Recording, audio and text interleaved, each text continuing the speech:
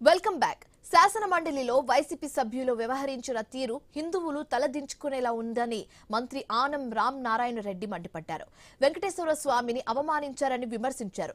రాజకీయాల్లోకి దేవుణ్ణి లాగి అపవిత్ర చేస్తున్నారని ఆరోపించారు. వైసీపీ అధ్యక్షుడు జగన్ ఆదేశాలతోనే ఇలా వ్యవహరిస్తున్నారని విమర్శించారు.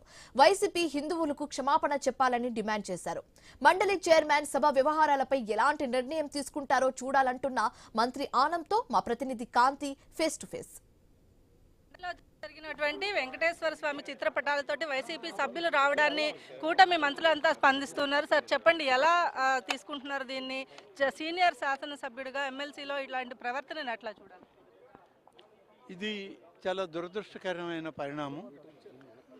ఒక దైవాన్ని, ఒక మతాన్ని కించపరిచే విధంగా వైఎస్ఆర్ కాంగ్రెస్ పార్టీ నాయకులు ఈరోజు ఈ విధమైన ప్రవర్తన చేయడం, అందరూ నిత్యం పూజించేటువంటి దేవదేవుడైనటువంటి వెంకటేశ్వర స్వామి పటాన్ని చెప్పులతో బూట్లతో ఉన్నటువంటి వ్యక్తులు దాన్ని తీసుకురావడం, విసిరి పాడేయడం లోపల, ఇవన్నీ కానీ చూసినప్పుడు వాళ్ళకి ఒక దైవం మీద, మతం మీద ఎంత నిర్లక్ష్య ధోరణి ఉందో, ఈ దేశంలో సర్వమానత్వ సమానత్వాన్ని చేసేటువంటి ప్రతి ఒక్కరూ ఉన్న ఈ దేశంలో ఇలాంటి పని చేయడం అనేటువంటి చాలా బాధాకరం.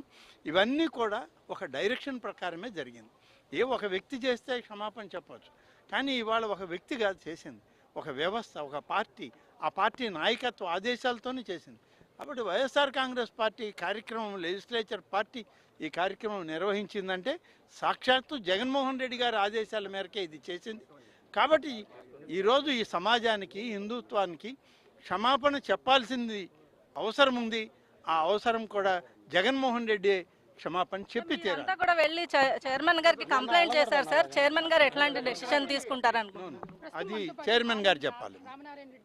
ఇది ప్రస్తుతం ఏదైతే రాజకీయాలకు అతీతంగా వెంకటేశ్వర స్వామి చిత్రపటాన్ని తీసుకుని వెళ్ళడం అనేది కరెక్ట్ కాదు. పూర్తిగా దీన్ని మేము ఖండిస్తున్నాము. అలాగే చైర్మన్కి కంప్లైంట్ చేశాము. ఎమ్మెల్సీ లోపల జరిగినటువంటి అంశం కాబట్టి చైర్మన్ జ్యూరిస్డిక్షన్లో ఉంటుంది. సో దానిపైన చర్యలు తీసుకోవాలని పూర్తిగా తీవ్రంగా ఖండిస్తున్నాం. ఇది కేవలం ఒక వ్యక్తి చేసిన పని కాదు. ఒక రాజకీయ పార్టీకి చెందినటువంటి అధినేతగా ఉన్నటువంటి వ్యక్తి కూడా చెప్పాల్సిన అవసరం ఉంది. వెంకటేశ్వర స్వామిని అపహాస్యం చేస్తే చూస్తూ ఊరుకోబోమని మంత్రులు హెచ్చరిస్తున్నారు.